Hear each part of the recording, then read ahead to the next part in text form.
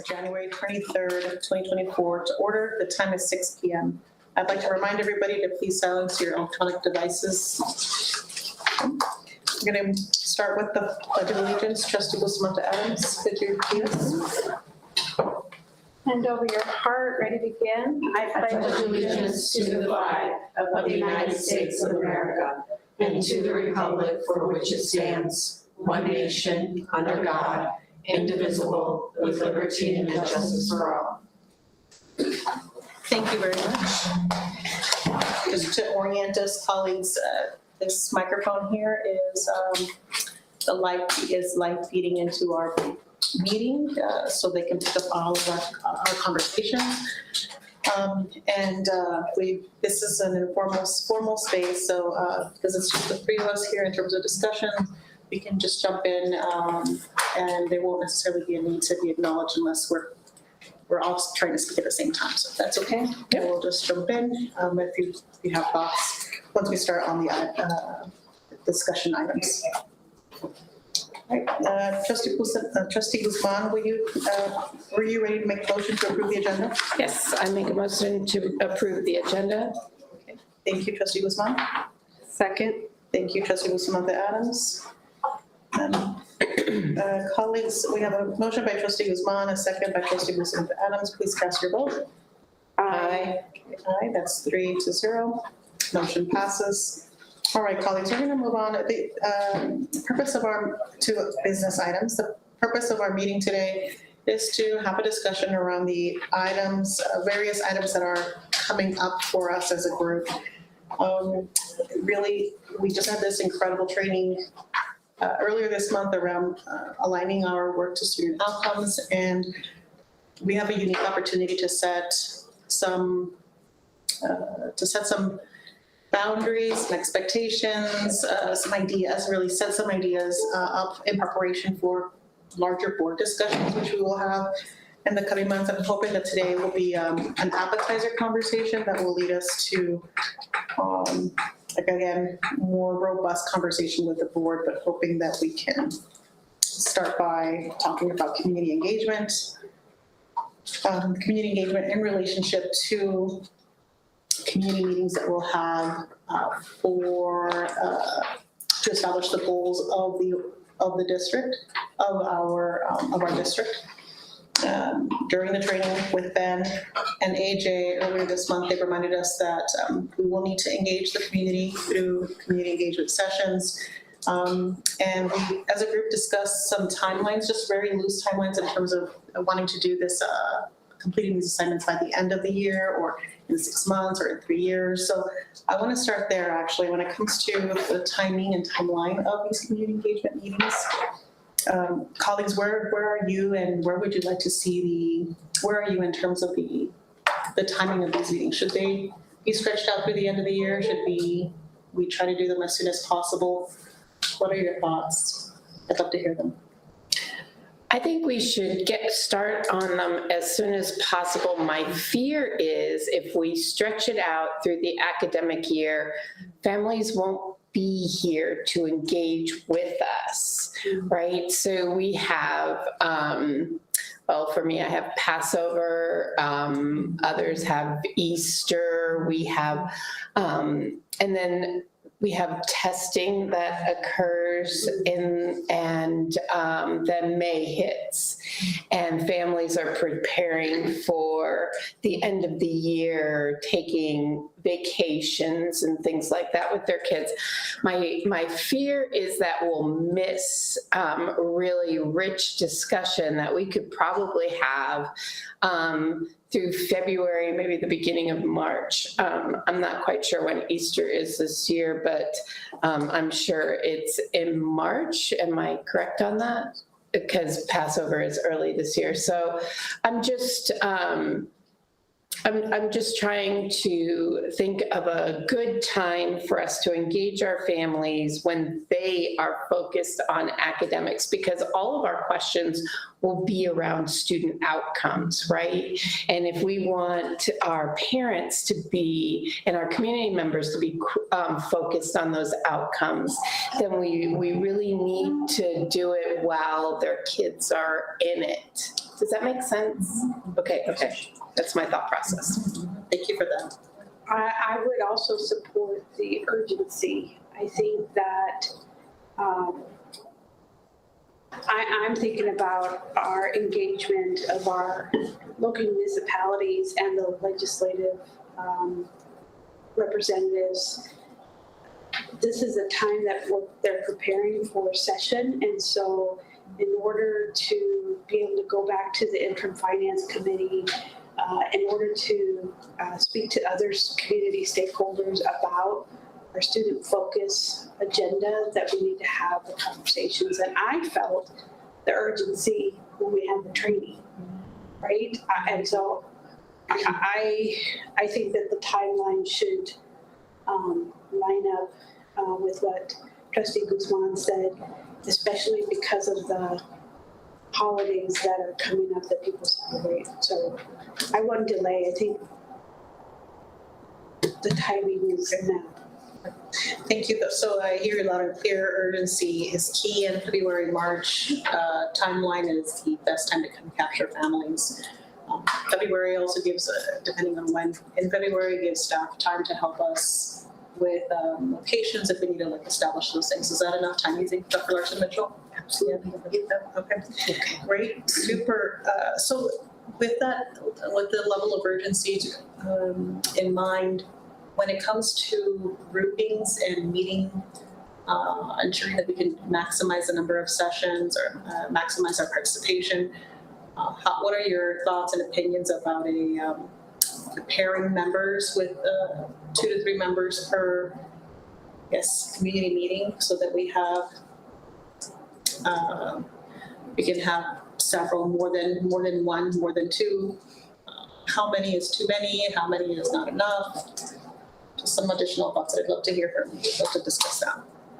So, and correct me if I'm wrong, but I mean, I currently do listening with other members, but I thought that Ben and AJ stated that it was really important for us to be listening to our community and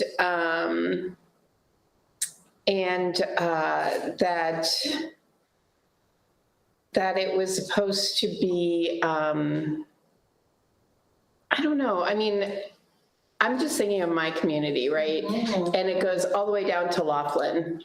And I'm thinking, now I don't mind driving down to Laughlin, but would other members mind driving down to Laughlin? And would our members want to go out to the rurals? I mean, I've been to Mesquite. It's a drive, right? So I'm just curious what we're thinking about, if we're thinking about making them centrally located, or if we're thinking about actually getting deep into our communities, right? So I'm just trying to process that. What I took away, what I heard is that there is multiple ways that we could have these. I've only known one way, and the way that we did the previous one. And so that was a lot of logistics. So I'm not sure how these, what the frame work would be. I don't know what that looks like, because I heard that it could be in a group. It could be with the speaker of the assembly, it could be one-on-one. I mean, so I think that's what's hard to answer the question, but at the minimum, it should be one, I think one person of the team, one of the trustees, but it would be not only training and educational, but more than one if possible. But we shouldn't let it hinder our progress. Right. If only Lisa can go to Laughlin, then Lisa goes to Laughlin. If only Katie can go to Mesquite, then Katie can go to Mesquite. So that's my thought process. It shouldn't hinder us from doing our work. Right. So I hear flexibility is going to be important. I like the idea of ensuring that we capture our rural communities and that we also capture communities that are not typically in the that we hear from frequently. So it sounds like Ben is going to help us with that in terms of if there's, I believe that we submitted a list of groups and organizations that we want to make sure that we hear from. I believe there's value, and maybe not everybody will be able to attend all of them, but there is value in ensuring that we have a member from I don't, for example, have any rural community in my district. However, I would love to be able to hear what Trustee Guzman is hearing from her community. So I will make myself available, given that not every member will have that flexibility, right? Which shouldn't hinder us, but we should potentially make some intentional efforts to hear from other communities that are not representative of our district. Okay, I hear that loud and clear. And then rural communities, rural and urban community, ensuring that we capture all of the voices. The one thing I do remember Ben mentioning is that a one-on-one with, or a community meeting with one trustee, he said it like this, and I have to go back to my notes, but he mentioned that would be considered more of a campaign event. Did you all remember hearing that?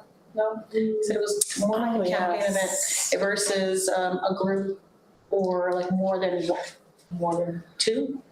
There was something along the lines that he mentioned we should be intentional about bringing other members along. So something I can talk to him about and make sure that we're. Yeah, because right, you're right. He did mention that if it were just one person, that it would be a campaign event. I think I agree to some extent, but then again, I also am wondering who wants to drive to Laughlin with me, right? But I see his point. I absolutely see his point. Do you, so Laughlin would be a community that we definitely want to make sure we capture? Yes, for me, because they're getting a new elementary school, right? And there'll be needs that the community will want to share with us that have to do with their students. It won't be about their HVAC system so much this year, right? Like it has been in the past. It'll be and because our questions will be student outcome focused, we'll be able to get more from their wants and needs for their students, for their kids. Okay, great, I love it. And I think how we have like different sections of our district, like Boulder City has Searchlight feeding into them. I mean, we could do Boulder City and then Laughlin and then Henderson, and all of my area has been hit, right? Mm-hmm. And just kind of looking at it like that. Yep. Does that make sense? So I think that's going to be an important component when we are finalizing locations, that we make sure that we connect with members like yourself, Trustee Guzman Adams. You also have some communities that could benefit from like being a central location, but in a rural area, right? Right.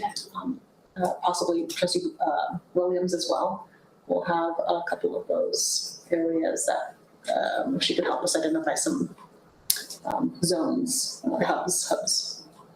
I believe that covers it in terms of the rural communities for our members. Okay, thank you.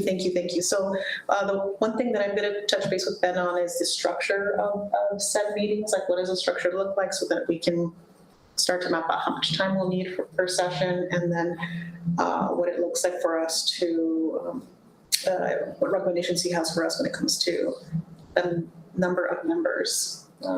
We could easily say, based on availability and location, here members, here's a list of 5 different events or 10 different events. Please sign up to your own and maybe another one that's outside of your district. I like that a lot. Okay, perfect. Great, and urgency, that's the other thing I heard, urgency to move along, move this process along. All right, colleagues, anything else you want to talk about with respect to the community engagement, community meetings? I do have one thing. Yes. I remember at our training, they mentioned that they hadn't received feedback on community stakeholders from all of us. So I don't know if that's still outstanding or how many more need to supply their list of suggestions, but I think that hopefully that's done. Because we can't move forward unless we have the Yes. compilation of making sure that there's not duplicates of groups that we were suggesting. I think he was talking more about our new appointed trustees, and because they absolutely should be included in this. And so the groups, I'm sure he's connecting with them and their groups, because I would love to see the different groups that they feel need to be represented versus whom we have identified. Okay, yes. I will follow up with Ben to make sure that we're good to go on that end and that he doesn't have any outstanding members, submissions. And if they do, then we'll work with them to make sure that they get their submitted. Okay, and then follow up with Ben regarding structure. Okay, all right, let's move on to, if you're comfortable, we can move on to agenda structure. Okay, so again, this is another item that came as a result of the conversation with the Council of Great City Schools and AJ's training earlier this month. We, as a group, we discussed we reviewed a December agenda, right? And we, in pairs, reviewed and as a group mentioned that we could benefit from potentially restructuring the way that our meetings, our agendas are executed, simply because we have right now very limited focus on student outcomes. You mentioned what other communities do, the other ideas of communities facilitating briefings through a video of some sort. There are other suggestions and ideas to help us ensure that when the board meets, not only are we meeting our legal requirements, however, we're also spending the majority of our time on student outcomes. So I'd love to hear any ideas or suggestions that you may have, or things that resonated with you during the meeting, during the training several weeks ago, that you'd like for us to discuss and potentially bring to the board or make changes in the coming months. So, excuse me, my thought when we went through it is that we were hitting some points on the rubric, but not all of them, right? And so I would like to start from where we were hitting those points, start with our positives so we can build on that rather than focusing in on what we're not doing. Does that make sense? Yep. So in my mind, we were focusing on where our students were growing, specifically with assessments and ensuring that the students had the tools that they needed to continue to grow, right? And to me, that is something that as a board we should be sharing, right? And so I feel like if we start from there, we can create an agenda, because I know that we have our calendar of what we're supposed to be monitoring. And I don't think we should stop monitoring it. I just think our lens needs to change.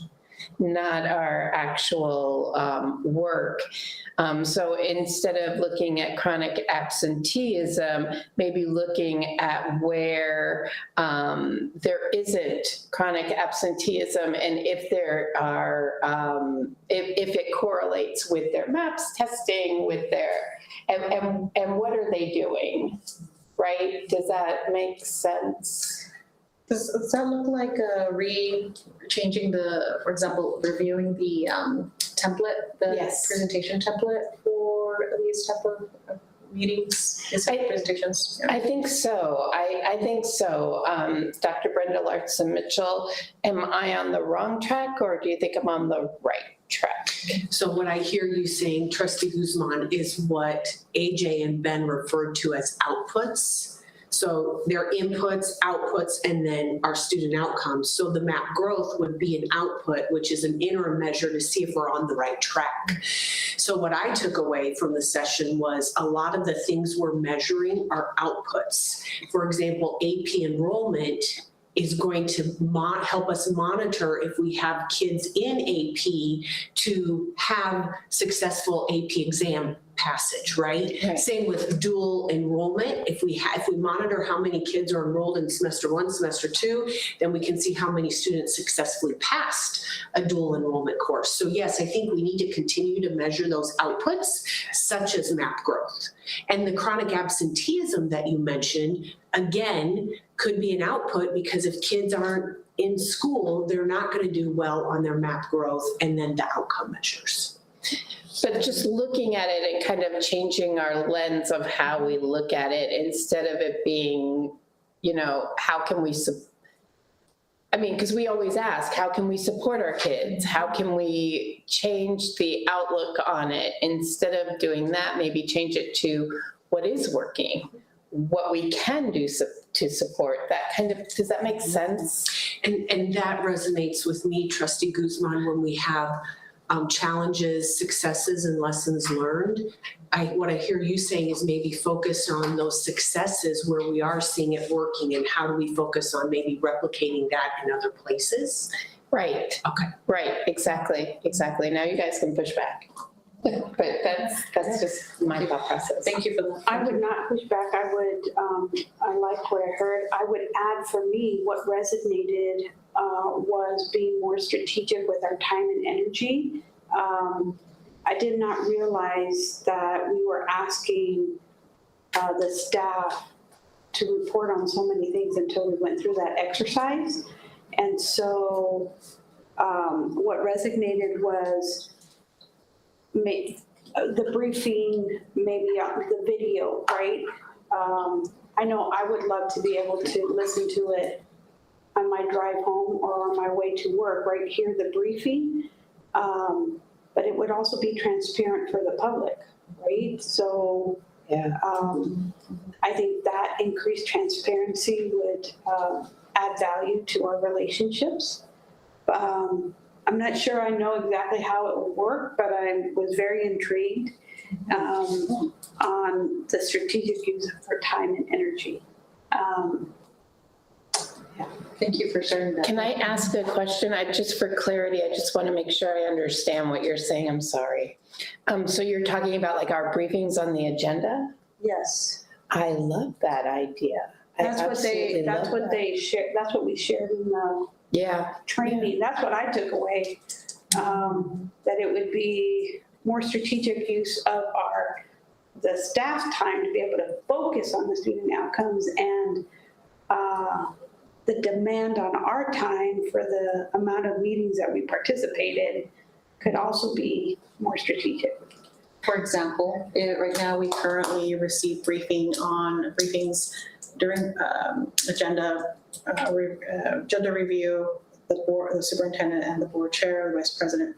We agree, this has been an ongoing pattern, so we've agreed to do briefings on purchasing awards and construction, like change orders. Mhm. Like to your point, in order to be strategic with our time and energy, like could we, the boundaries have been laid out in terms of expectations that we, high ticket dollars of over a certain amount right now, they're all pretty, or maybe they're not. And we should be able to say, maybe these are not the items that we are briefed on, but instead we are briefed on because those are inputs and not outcomes, that we focus on not having those type of briefings and instead having briefings or presentations on briefings for X, Y, and Z, whatever that is. No.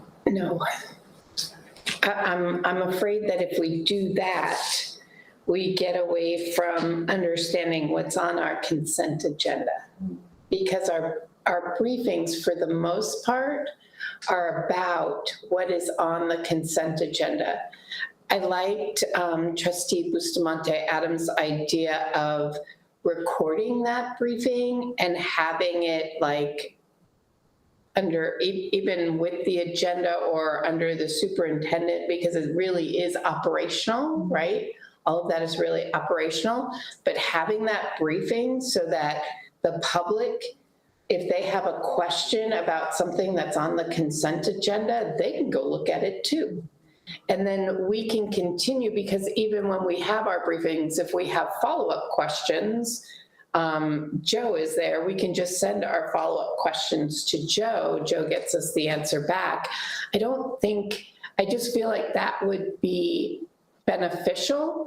I don't think we should take away those briefings. I just don't think that there's something that we have to say on Thursday at 10 a.m., I have to be on this briefing. It could be Thursday at 5 o'clock at night when I'm finally getting home from work, I can go through it and then send Joe my questions. The thing is that those briefings are so important because we're able to talk to the public about what they're looking at, so that if they misconstrue something on the consent agenda, we can say, no, that's not what that is. Or this is a grant. They have spent a lot of time and energy doing the research into the grant. Let me explain to you how grants work, kind of thing. I'm curious, and I'm sitting in that for a little bit, thinking reflectively on what we're asking staff to do more, right? And maybe, or more and less to some degree, while ensuring that if we want to stay focused on student outcomes and utilizing all of our times effectively, like why are we getting report outs on, I'm wondering what is preventing us from letting go of those operational superintendent pieces, right? Not something that we have to answer right now because we're not making changes tomorrow, right? But it's something that I'm curious about. How do we stay focused on measuring student outcomes? How can we stay focused on measuring student outcomes while staying transparent and at the same time not overburdening staff with like construction updates? Like what no one in my 4 years, almost 4 years now as a trustee, no one has asked me about construction updates. The people who have asked me about them are actually vendors who did not get the bid. And I may be by myself on this, right? But if we are trying to shift into a more student-focused outcomes agenda and more strategic agenda, then what does it look like phasing that out? Or maybe we have a policy where we develop and establish that these are the things that we're going to get briefings on, the expectation. And so, the things to consider. Yeah, because also on the consent agenda, we approve professional development that actually affect those student outcomes. And we are able to ask the questions on the supports and what it's actually focused in on, at least, so I would like to look at it more. Yes. And maybe ask Ben and AJ, because maybe there's something that we're missing. Sure, yeah. Right? I love it. And this conversation is really an introduction. Again, we know that there will be more discussions, and certainly we're not making changes to the agenda overnight or tomorrow or even this month. But I do want to prepare us for those type of conversations in terms of what is meaningful and valuable and what aligns with student outcomes, so that we're not we're using our time and energy on outcomes and not on inputs, for example. Okay, thank you for indulging me on that. I've got some great feedback from both of you, and I think we can bring this up at another time to keep chatting about it. Okay, the other item that we have here is around the appointee trainings, the new member trainings. I want to share with you that, just to provide an overview of what we've done so far, what we have coming up, and as in scheduled or training for new members, and some additional outstanding trainings that we have coming that need to be scheduled, have not yet been scheduled. And then I'd love to hear any suggestions that you may have that could benefit members as we continue to onboard them. This is very much on-the-job training for members. It was for me, but in a productive way, and I want us to make sure that we continue to prepare our new members for success by helping them feel included and supporting them through training. So what we've done so far, and early in December, we hosted here in this room, a one-day training about their role, including some operational logistical stuff that they, picking out a laptop, filling out HR work, things like that. By the way, some members will be receiving their laptops here very soon. We've had to order them. So they will be, right now they currently have loaners. But they will have their own devices here very soon if they don't have them already. Then members had a chance, our new appointees had a chance to participate in the 2-day NASB training that took place in December. That was great. And then just recently we had 2 new trustees participate in the emergenetics training that took place in Reno with the Nevada Association of School Boards, and that was great. On February 2nd, we have a new training, an ongoing training for them that is essentially February 2nd and March 8th. Those are 2 trainings that they will receive. These 2 dates are essentially a spread out version of the 3-day training that we all received as new members, but given their limited availability, they've asked for then this 3-day training to be spread out over several months, which I think is a great thing for them and for us too. And then we know that there will be a NASB training taking place in March. We have the Council of Great City Schools legislative training as well, taking place over the same weekend. And I'm going to be recommending that we divide and conquer those trainings so that we're not all at one or the other. And I'd love to talk to you all about that soon. So give me recommendations. I'm open to them.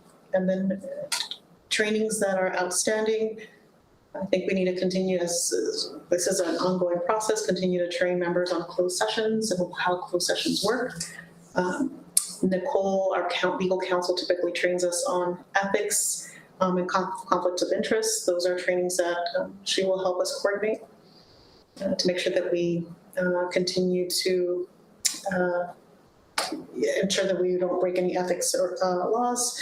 And what else do we have going on this spring for them? I think those are the major ones in terms of trainings that we've got going on.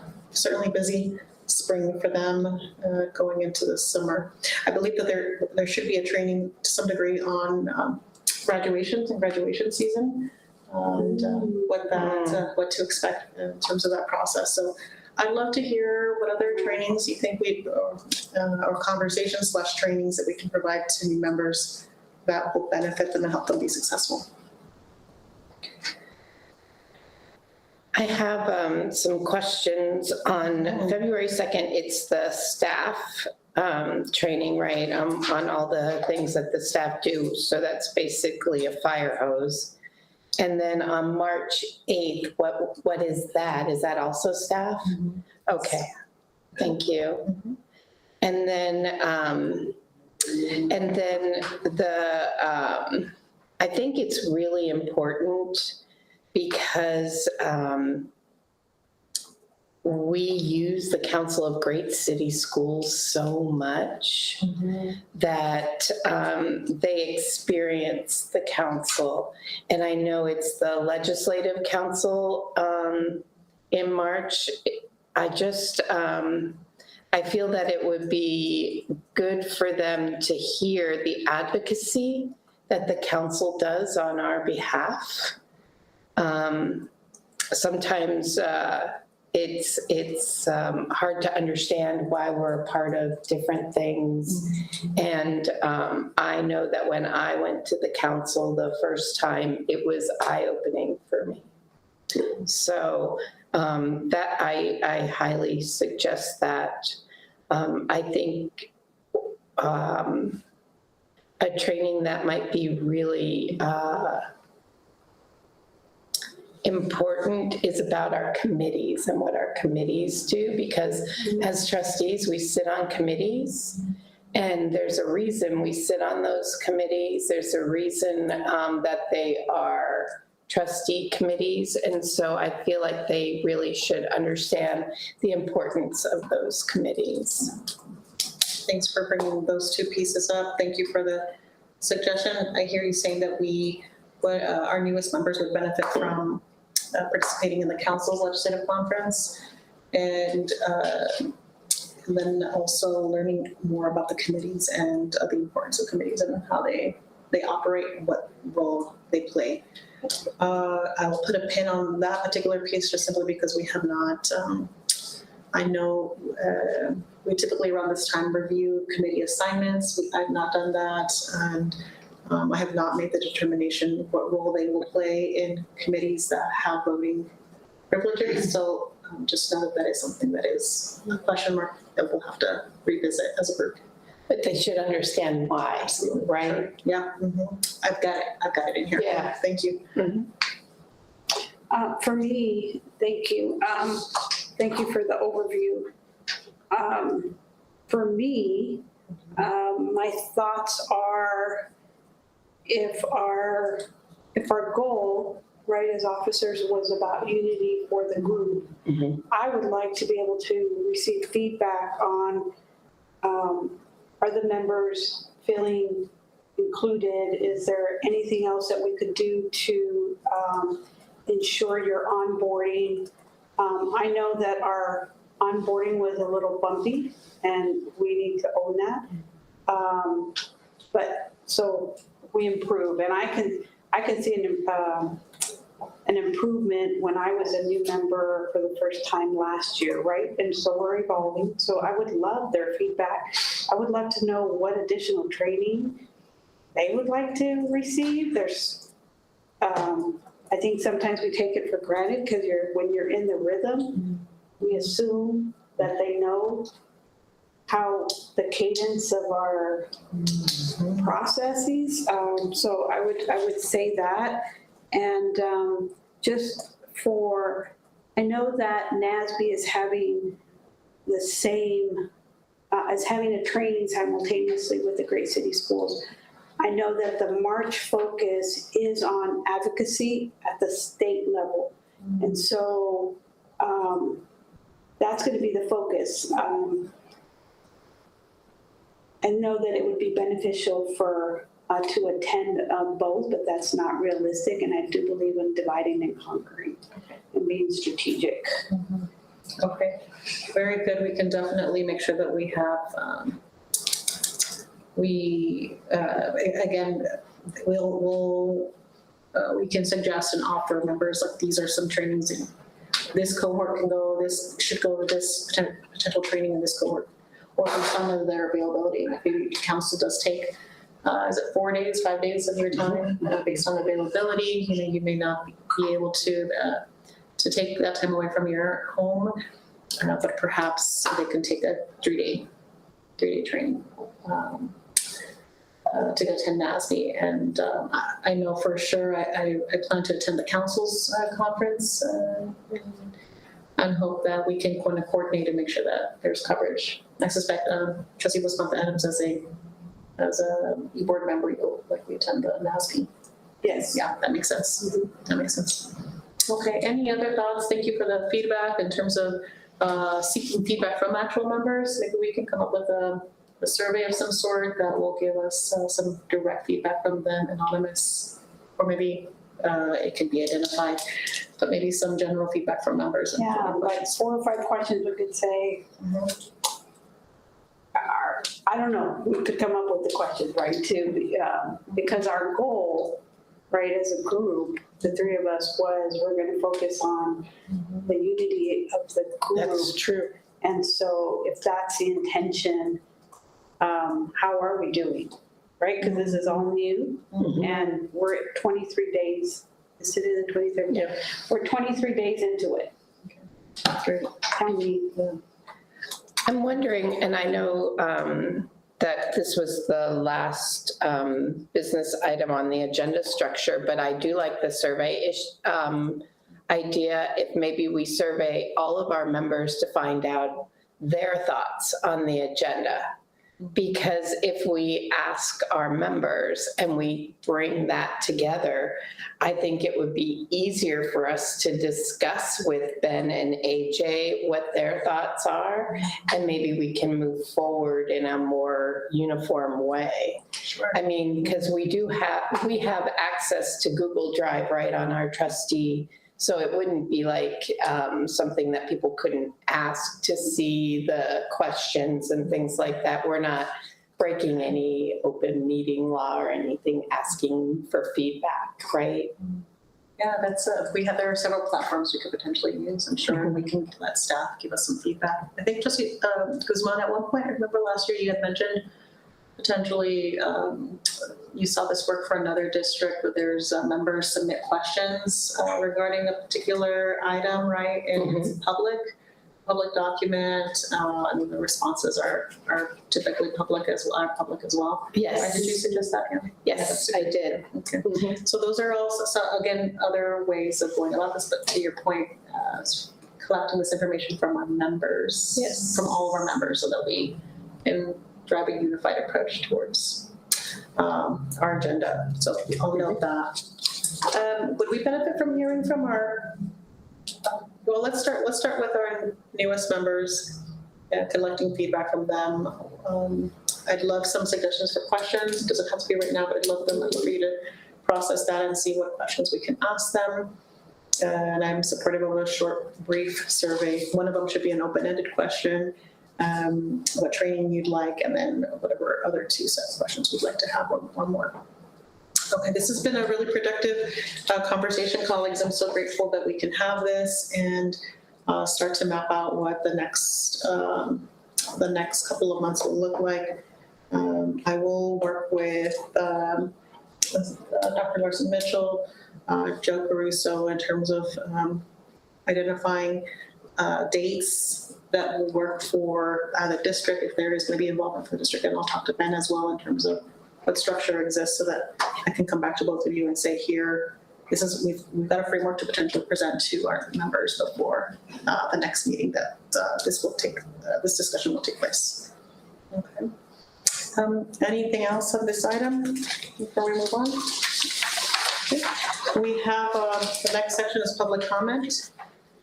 Item 3.01, before I continue to move forward with this item, I'd like to let people in the audience know that this public comment is open, and if we don't have any cards submitted, that means there will be no public comment. So at this time, there is no public comment. We're going to move on to item 4.01, that's the upcoming meeting of the Board of Trustees on Thursday, January 25th at 5 p.m. Nope. Yes, it's Thursday at Northeast Career and Technical Academy. All right, colleagues, I'm looking for a motion to adjourn. I move to adjourn. Thank you, Trustee Guzman. second. Thank you, Trustee Bustamante Adams. Colleagues, we have a motion by Trustee Guzman, a second by Trustee Bustamante Adams. Please cast your vote. Aye. That motion passes 3-0. The time is 6:44. Thank you so much for your time this evening. Have a good night. Thank you.